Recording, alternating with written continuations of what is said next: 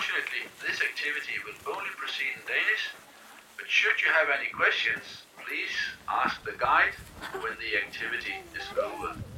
Thank you. Ja, goddag og endnu en gang velkommen her til Isbjørnepark ved Skandinavisk Dyrepark. Mit navn er Bjarke, og jeg skal fortælle jer lidt om isbjørnene, imens de får så lidt lækkerier at spise af. Og til at hjælpe mig med den del af jobbet, der har jeg fået assistance af min gode kollega Anne, som står hernede på jeres højre side. Isbjørnene, I ser her foran jer, det er verdens største landlevende rovdyr. De store hanner, de kan sagtens komme op og veje over 500 kilo, og de kan også sagtens blive over 3 meter høje, når de står på deres bagben.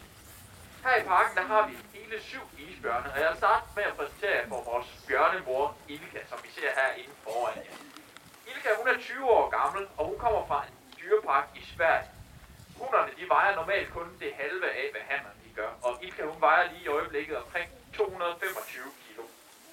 Her den 21. november sidste år, der havde Ilka sådan noget af en overraskelse til os, og I har måske luret, at det er de 2 banditter, som render rundt herude. Ja, lige nu er de lidt sløve i betrækket, men må det ikke, at et par æbler i særdeleshed, når der kommer kød på bordet, at det så får dem til at hive lidt op af. Du kan se, at den ene er altså lidt vild med de æbler her alligevel, og tager så også lige en soppetur ud i søen for at få fanget en af de her lækre æbler. Men det er nogle rigtig ballade med, og vi vil måske også se dem prøve at forsøge sig med at stjæle noget kød fra Ilkas mund, fordi de er altså fremme i skoene, de her 2 isbjørneunger. Og det kan også godt være en af grundene til, at Ilka hun går rundt og ser lidt træt ud i gang med. Vi har ikke givet de her unger navne endnu, og det har vi ikke af den simple årsag, at vi faktisk ikke ved, om det er hanner eller hunder endnu.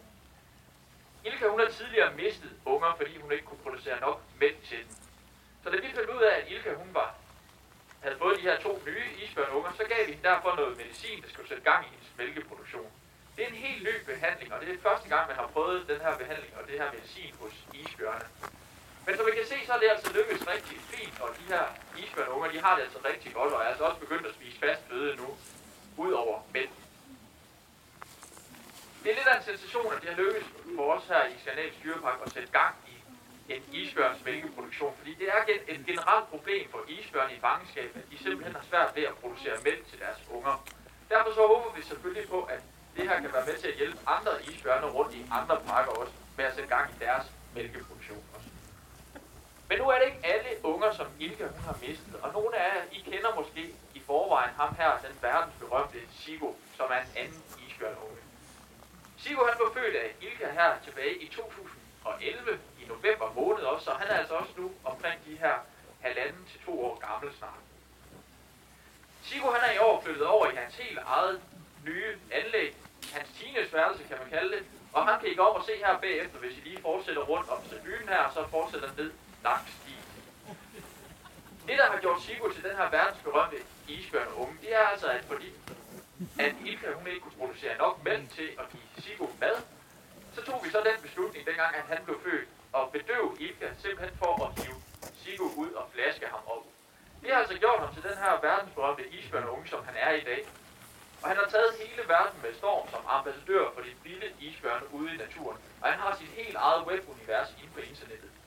Man kan følge ham dagligt i flere timer, et par timer dagligt på webcam, hvor man kan se, hvad han går rundt og laver herovre i hans anlæg. Han er garanteret ude og bade en hel del, det gør han meget i hvert fald. Og udover det, så har han faktisk 46.000 venner inde på Facebook lige i øjeblikket. Så han er en særdeles populær lille fyr. Men Siggo han går altså ikke alene over i hans teenageværelse herovre, fordi her i april måned, der flyttede en gammel isbjørn nemlig ind til ham. Hun hedder Smilla, og hun er 23 år gammel. Smilla, hun kommer desværre fra nogle lidt trange og nogle lidt dårligere forhold end her i parken. Og det betyder, at hun ikke rigtig kan sammen med de andre voksne isbjørne her i parken. Hun er simpelthen bange for dem. Men hun har altså været vant til Siggo, fra han var helt lille. Hun har boet her i 3 år, nu har altså gået sammen med Siggo, fra han var helt lille i et anlæg ved siden af, og ikke bange for ham på samme måde. Og det betyder, at de store trives sammen heroppe, og de går rundt og leger lidt og slås lidt for sjov en gang imellem. Og nyder i det hele taget hinandens selskab. Det er både godt for Siggo, at han måske lærer, at der er nogle grænser en gang imellem, som hun kan være med til at stille op for ham. Så han lærer altså også at blive en rigtig isbjørn, mens hun måske kan lære af Siggo at blive lidt mere social, end hun egentlig er. Så de får altså begge gavn af det her bekendtskab.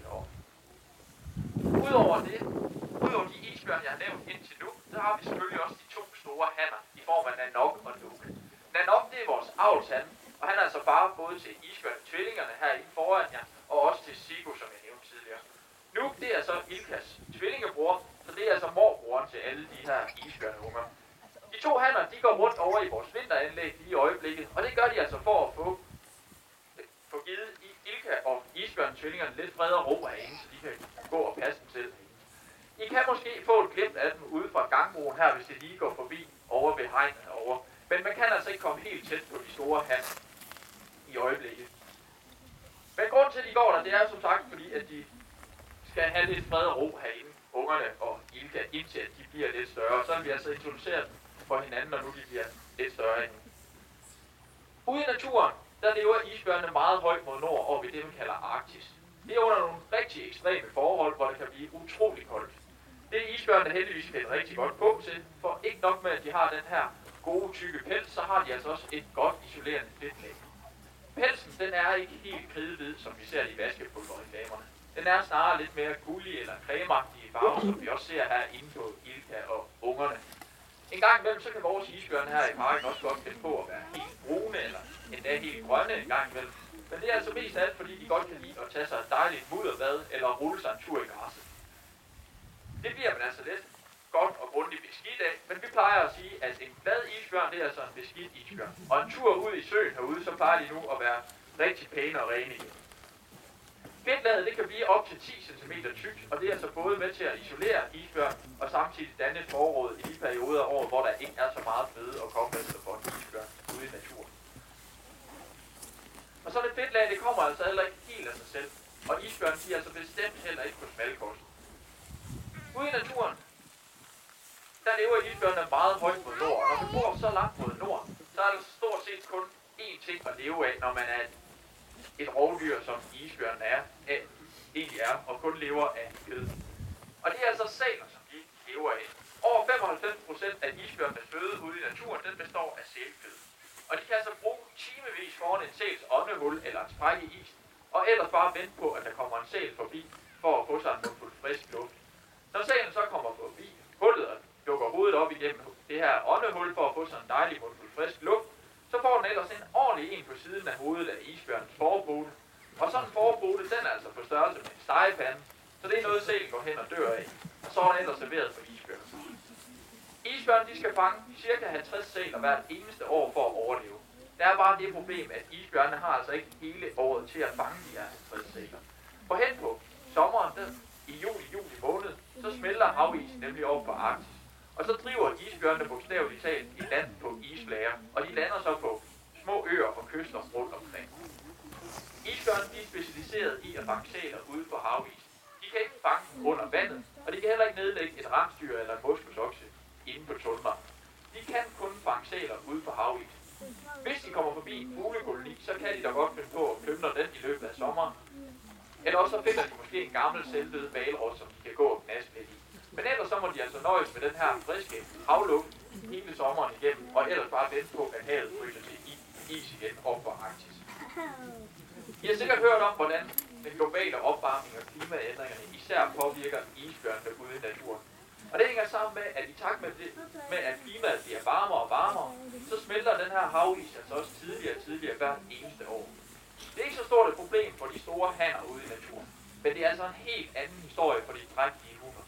De drægtige hunner, de driver nemlig ligesom alle de andre isbjørne i landet hen i juli måned. Og på det tidspunkt, der vejer de ca. 300 kilo. Men i stedet for at begive sig ud på havisen igen hen på efteråret, havet til, ligesom de andre isbjørne vil gøre, så graver de her drægtige hunner så i stedet for en fødehule. Og hernede, der føder de så i november og december måned imellem 1 og 3 små isbjørneunger. Og så nogle isbjørneunger, de er ikke frygtelig store, når de bliver født. De vejer faktisk ikke mere end 600-700 gram.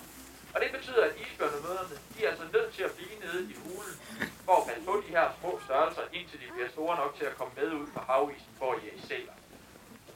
Ungerne, de er først store nok en gang hen i foråret i marts-april måned. Og hvis man regner lidt hurtigt på det, så giver det altså, at de her isbjørnemødre, de har nu gået i over 8 måneder uden at få noget som helst at spise. Og i al den tid, der skal de altså forsørge både sig selv og sine 1-3 isbjørneunger alene på deres fedtreserver.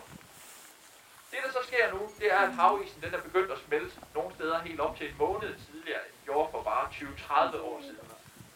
Det betyder, at isbjørnene de har altså nu en måned mindre til at fange deres 50 sæler. Og det kan også betyde, at de her drægtige hunder, de vejer måske kun 250 kilo i forhold til de 300 kilo.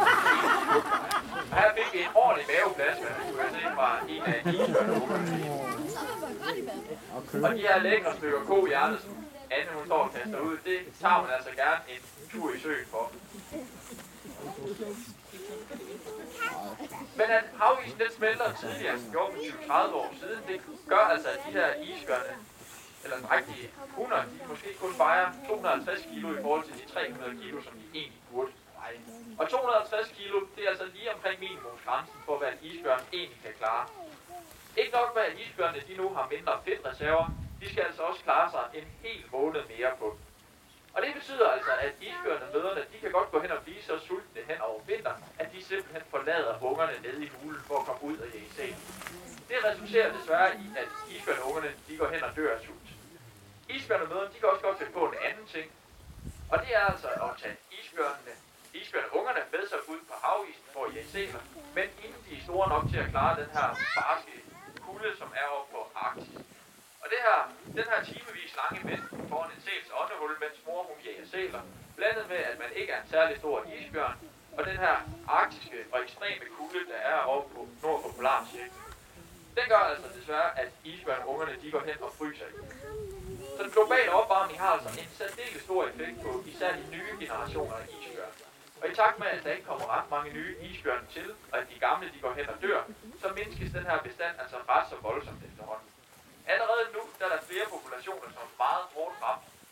Og de seneste prognoser de viser faktisk, at om bare 40 år, så der stort set ikke være flere isbjørn tilbage ude i naturen. Så fik jeg vist også slået fast, at isbjørne ude i naturen, de lever af sæler og kun af sæler. Men så har den skarpe jagttager nok lagt mærke til, at det ikke ligefrem er sæler, som Anne hun står og kaster ind over hegnet. Vi har dog prøvet at give vores isbjørne her i parken til sæler. For et par år siden, der fik vi nemlig leveret et par lækre sæler hjem fra Grønland. Men det blev altså ikke lige til det store festmåltid, som vi egentlig havde fået og håbet på. Vores isbjørne, de kunne simpelthen ikke lide sæl. Det hænger sammen med, at vores isbjørne, de er altså født og opvokset i fangenskab, ellers så måtte vi slet ikke have dem. Og det gør altså, at de er vant til et lidt bredere menukort, end de er ude i naturen. Så de vil langt hellere have sådan nogle kohjerter, som Anne hun har stået og kastet ind til isbjørnen her. Det kunne også sagtens have været fisk, som vi havde givet isbjørnene her i parken.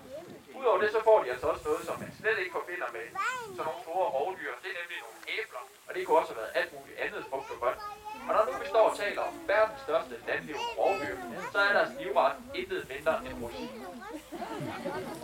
Der skal altså ikke ret meget mere end en lille bitte rosin lagt på tungen af sådan en stor han, som der nok er over på 500 kilo, før han bliver helt blød i knæet. Og på sådan en lille hovedhvid lagt på tungen, det er altså lækkerier, selvom man er en stor isbjørn. Andebjørn, de har nemlig en sød tand, både de hvide og de brune bjørn. Og det er altså lækkert at få sådan en rosin lagt på tungen af en af os. Der er rigtig mange, der går og tænker på isbjørnen som den her ensomme jæger, der går rundt ude på havisen og jager sæl. Men man har faktisk observeret flere flokke på imellem 100 og 150 individer på et meget lille areal. Og det trives isbjørnene egentlig helt fint med, så længe de bare kan få lov til at vælge, om de har lyst til at være sociale eller ej. Derfor så har vi også valgt at give isbjørnene et kæmpemæssigt anlæg her i parken. Isbjørneanlæg, det er 26.000 kvadratmeter stort. Det svarer altså til 5 store 11-mands. Og der er altså fokus på her, når Anne hun står og kaster de her gode hjerter i smutbolde. Det gælder altså om at være først på frem i skoene for at få de her igen. Og I kan se, at isbjørneungerne, de er altså rigtig frækker. De når altså at få de her stykker utroligt hurtigt. Og mens Silke, hun står og er lidt mere tilbageholdt. Men isbjørneanlægget, det er altså 26.000 kvadratmeter stort, og det er altså delt op på sommeranlægget, som vi ser her foran jer. Sigurds Villas anlæg, som jeg nævnte tidligere om bagved. Og så har vi hele 2 vinteranlæg heroppe, hvor jeg nævnte, at den nok og nu i rundt om. Udover den sø, I ser her foran jer, så er der om bag ved bakken her en kæmpemæssig sø på, der svarer til en stor fodboldbane, og den er samtidig 5 meter dyb, så isbjørnene rigtig kan få lov til at boltre sig i vandet, og ellers svømme og dykke rundt, som de har lyst til. I de andre anlæg har vi selvfølgelig også søer til isbjørnene, så de altid kan få sig en dukker. Og om i vinteranlæggene har vi også søer kan holde isfri året rundt, så isbjørnene kan få en tur i vandet uanset årstid. I kan også nok se, at på den store sø til is heroppe bag ved bakken, så er der altså kun 1,5 meter fra vandoverfladen og op til rækværket herovre. Og havde vinden er nok gående herinde, så rækker han altså lige omkring 3,5 meter, når han står på bagben. Så kunne han ellers få rumpen med sig op over hegnet her, og så havde vi lige pludselig fritgående isbjørn på tur. Det har vi snakket med vores naboer om, og hverken de eller også synes, at det er en særlig god idé. Det var hvad jeg skulle fortælle jer her fra Isbjørneparken af, men mens jeg stadig har jeres opmærksomhed, og I sidder her på tribunerne, så vil jeg lige hurtigt ramse vores vigtigste retningslinjer op. Husk, hvor I må fodre, og især hvor I ikke må fodre. Husk at blive på stierne, når I går ind med dyrene. Græsset det er dyrenes område, og der skal de have lov til at gå i fred, hvis de har lyst til det. Rygning det er absolut kun tilladt i piknikområderne, og det er de steder, hvor der står askebæger på bordene. Børn under 12 år, de skal færdes med voksne i hele parken. Hvis jeg har nogle spørgsmål, hvad enten isbjørnene her eller nogle af de andre dyr i parken, så er I mere end velkommen til at komme og spørge Anne eller jeg i løbet af dagen. Det samme der ved vi stort set alt om de her dyr i parken, og hvis vi ikke gør, så finder vi i hvert fald ud af det for jer. Den næste fodring, det går 14.30, og det er over i brunbjørneanlægget. Nu har vi stadigvæk lige lidt æbler og lidt kød tilbage i spandene her, så hvis I har lyst, så vil vi meget gerne have lov til at tage en tur med ud på gangbroen herude. Og så ser vi altså, om vi ikke kan få lukket et par isbjørne en tur ud og svømme en tur. Det kan altid lykkes at få alle 3 i, men som regel er der et par stykker af der lige en sidste ting, så er det rigtig vigtigt, at I trækker godt med ud på svingen herude, så kan vi nemlig bedre få fordelt isbjørnene. Og så kan det godt være en lille smule glat, når det er fugtigt i vejret i dag ude på gangbroen, så pas på jer selv. Men tak for jeres opmærksomhed.